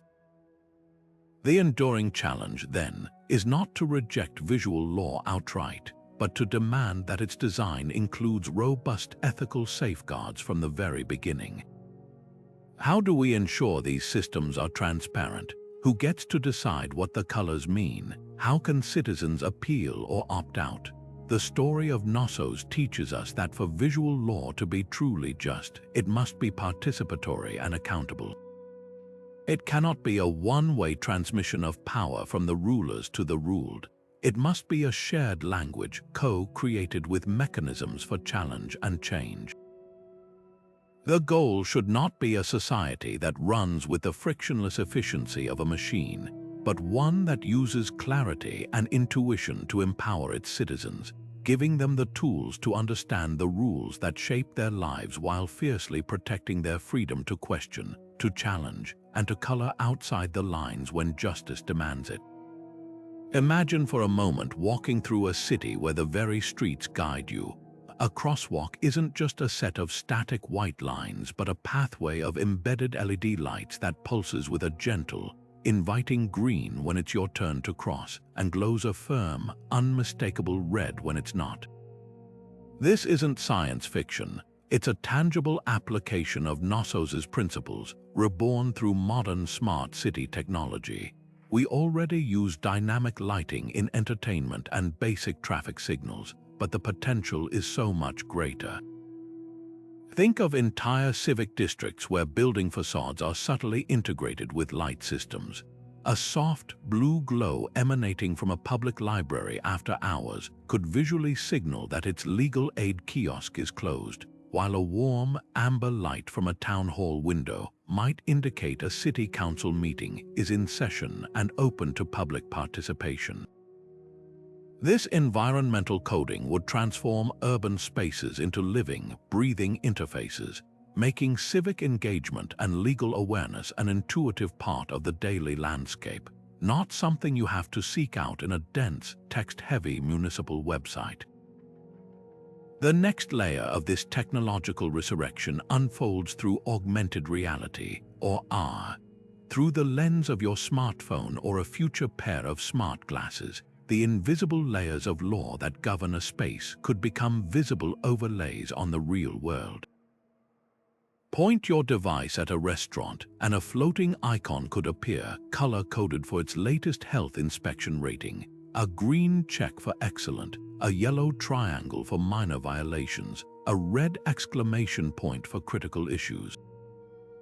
Glance at a rental property, and a digital tag might display its certified compliance with safety codes or its registered maximum rent, all in an instantly understandable visual shorthand. This technology could democratize legal information, putting power directly into the hands of citizens and consumers. A tenant could verify their rights on the spot before signing a lease, and a tourist could understand local ordinances simply by looking around, breaking down complex legal barriers with a glance. However, this exciting potential is shadowed by significant risks that demand careful, ethical design. The most pressing concern is information overload. If every surface in our environment is shouting legal data at us through lights and digital pop-ups, we risk creating a cacophony of visual noise that leads to fatigue and, ultimately, indifference. The genius of Knossos was in its simplicity and consistency, a few key colors with universally understood meanings. A modern system must be equally curated and minimalist, presenting only the most essential information at the most relevant time and place. Furthermore, the threat of manipulation is very real. Whoever controls the code that governs these visual cues holds immense power. A corporation could theoretically program its AR app to downplay consumer rights or highlight its own favorable terms in glowing green, while a government could use dynamic public lighting to subtly discourage gatherings or protests by flooding areas with anxiety-inducing red light. This isn't just advertising, it's behavioral nudging on a societal scale, and the ethical boundaries must be established before the technology is widely deployed. Ultimately, the resurrection of visual law isn't about recreating a Bronze Age system with silicon and light. It's about reclaiming the powerful, human-centered principle at its core, that the rules we live by should be accessible, understandable, and integrated into our world. The goal is not to replace written law or the crucial role of lawyers and judges, but to create a complementary layer of intuitive guidance that serves everyone. It's about designing a legal environment that feels less like a labyrinth of traps and more like a well-signed path, empowering people to navigate their rights and responsibilities with confidence. This future is not inevitable, but it is possible, inviting us to blend ancient wisdom with modern innovation to build a society where the law is not a barrier to be scaled, but a landscape to be lived in, clearly and compassionately designed for all. Though the city of Knossos eventually faded into legend, its revolutionary approach to law did not simply vanish with the collapse of its walls.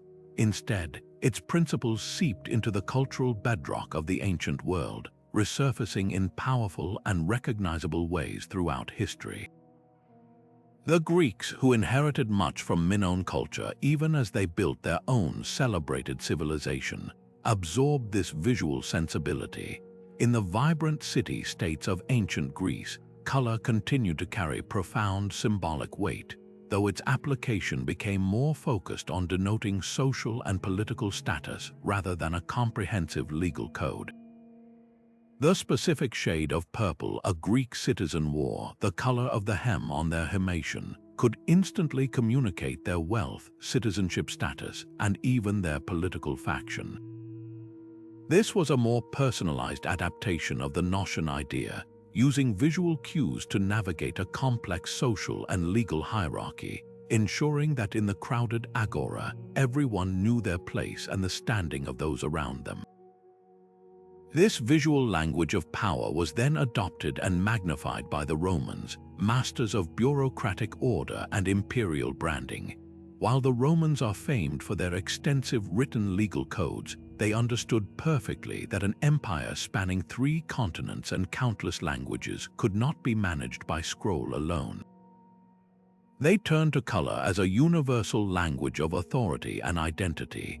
The most famous example is, of course, Tyrian purple, a dye so extravagantly expensive that its use was legally restricted by sumptuary laws to only the highest echelons of society, the senatorial class, and later the emperor himself.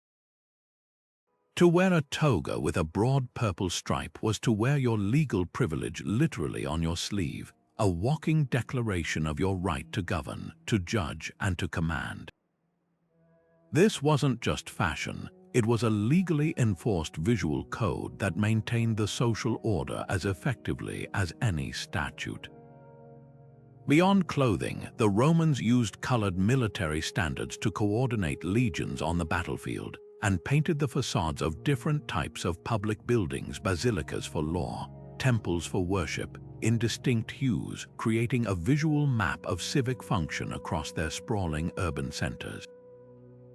Perhaps the most direct and enduring heir to the Gnossian tradition was the medieval system of heraldry that emerged centuries later across Europe. At first glance, heraldry seems like a pageant of chivalry and tournament glory, but at its heart, it was a sophisticated, court-enforced system of visual law. A knight's coat of arms was his legal identity, painted on his shield and embroidered on his surcoat. Its colors, patterns, and symbols were not chosen arbitrarily. They were a unique combination registered and protected by law, conveying an immense amount of crucial information.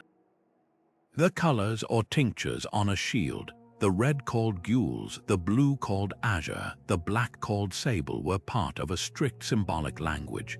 They could denote familial lineage, feudal allegiances, legal claims to specific lands and titles, and even the bearer's order of birth. In a largely illiterate society, this visual system was essential for governance, diplomacy, and warfare. It allowed a herald to look across a battlefield and identify who was who, determining who should be captured for ransom and who was a sworn enemy. It settled disputes over inheritance and property rights in court, where the right to bear specific arms was as legally binding as a written deed. Heraldry was Knossos' color code reborn, adapted for the feudal age, proving that the need to make law visible and instantly recognizable is a constant across human history. This ancient thread of visual communication is being pulled once again into the present day by a growing modern movement known as legal design.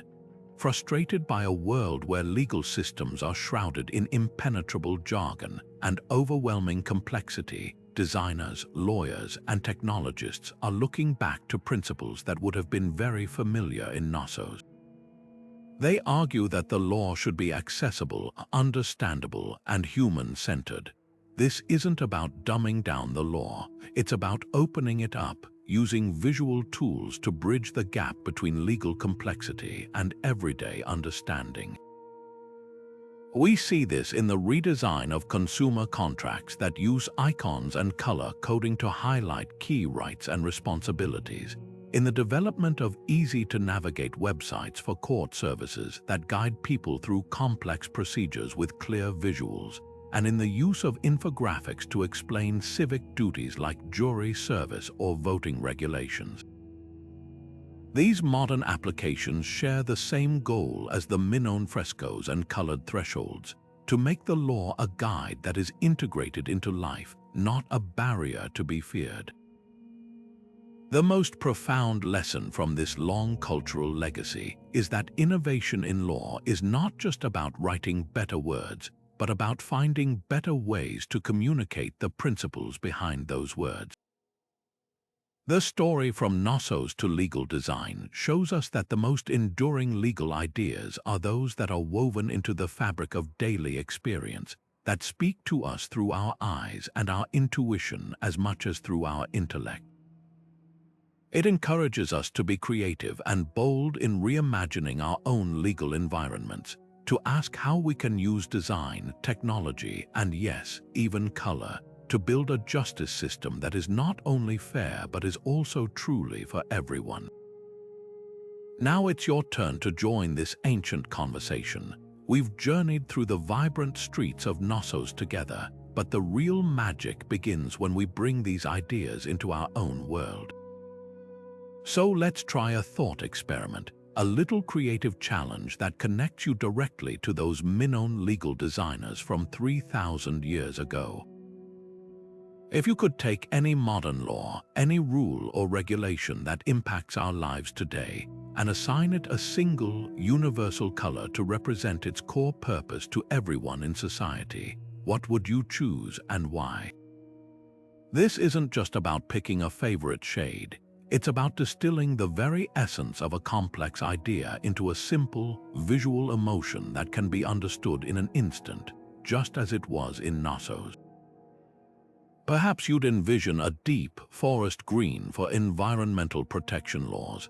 This wouldn't just be about recycling bins. Imagine if every product that met the highest sustainability standards carried that specific green seal, and every protected natural space was marked by that same hue on maps and signage. The color green, with its primal connection to life, growth, and nature, would become a constant, silent reminder of our commitment to the planet, making eco-friendly choices the most intuitive ones. Or maybe you'd choose a rich, royal purple for laws safeguarding cultural heritage and the arts. Purple, historically associated with rarity and value, could visually champion the things that make our communities unique: funding for libraries, protection for historical landmarks, support for local artists. Seeing that purple on a community center or a public mural would instantly communicate that this space is cherished and protected, a vital thread in the cultural fabric of our society. The possibilities are as endless as the color wheel itself. What about a calm, reassuring blue for patient privacy laws in healthcare, creating an immediate atmosphere of trust in a doctor's office? Or a bright, attention-grabbing orange for consumer protection regulations, making warranty information and fair pricing practices impossible to miss on a product tag? A soft, nurturing pink could represent family leave policies, while a solid, dependable gray might symbolize building safety codes. The power of this exercise is that it forces us to move beyond the dry text of legislation and connect with the law on a human, emotional level. What feeling should this law evoke? What core value is it protecting? The color becomes a shortcut to that meaning, a mnemonic device that makes the abstract wonderfully concrete and personal. This is where you come in. We would absolutely love to hear your ideas and see your creativity. Head down to the comments section and tell us, what color would your law be? Describe the law you're thinking of and the color you've chosen for it. Explain the connection. Why does that particular hue capture the spirit of that rule? Your contribution is more than just a comment. It's a way of participating in a dialogue about justice that began millennia ago on the island of Crete. It's a chance to think like a Minone legal designer and to imagine how we might build a world that is not only lawful but also more intuitive, more beautiful, and more deeply understood by everyone who lives in it. Let's continue this ancient conversation together and paint a picture of what justice could look like in our own time. The story of Knossos offers a profound and timeless lesson, revealing that the law doesn't have to be locked away in dense, intimidating books or understood only by a select few with specialized training.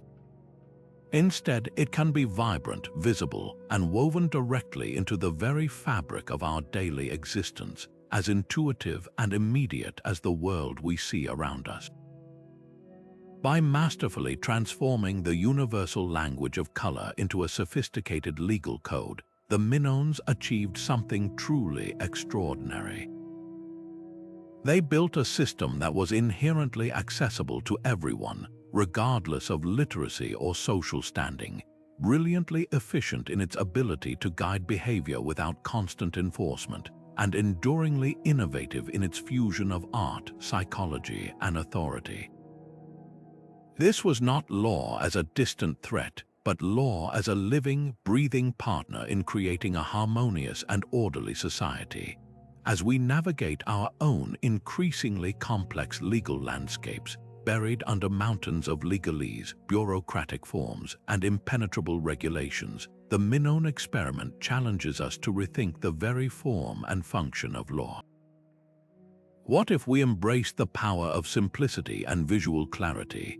Imagine a world where key consumer rights were symbolized by a simple, standardized color on product packaging, instantly signaling a warranty or a fair trade certification. Envision public spaces where dynamic lighting gently guides civic behavior, or digital interfaces that use intuitive icons and color codes to make understanding your healthcare options or rental agreements as straightforward as following a traffic light. This isn't about replacing the necessary complexity of statutes, but about creating a complementary layer of intuitive, human-centered design that makes the law feel less like a barrier and more like a guide, empowering everyone to understand and exercise their rights with confidence. The journey through ancient Knossos reminds us that human ingenuity can find breathtakingly elegant solutions to the perennial challenges of living together. Their story is an invitation, a call to blend ancient wisdom with modern innovation, to build a legal environment that is not only fair but is also truly for everyone. If you enjoyed this deep dive into history's most colorful legal system and the ideas it sparks for our future, be sure to subscribe for more explorations into the world's historical mysteries.